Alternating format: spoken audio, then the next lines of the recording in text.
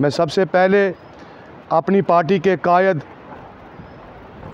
Democratic progressive आज़ाद party के कायद गुलाम नबी आज़ाद साहब को मुबारकबादी पेश करना चाहूँगा और साथ साथ उनका तहे दिल से मैं शुक्रिया अदा करना चाहूँगा कि जो इन्होंने इस नाचीज़ को पीर पंजाल जोन का जोनल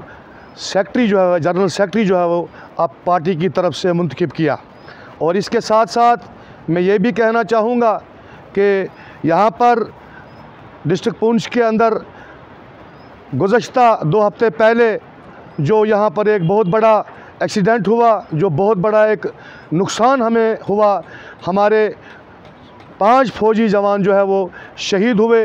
बाटा तूड़िया के इलाके के अंदर। वहाँ पर मिलिटेंसी का उन्होंने वहाँ पर हमला हुआ मिलिटेंट्स के द्वारा और 5 शहीद हमारे नौजवान जो है वहाँ पर हुए। और इसके साथ साथ जो कल हमें देखने को मिला कि राजौरी के इलाके के अंदर जो है वो फिर एक बार अटैक हुआ जिसमें 5 हमारे नौजवान जो है वो शहीद हुए। और मैं पार्टी की तरफ से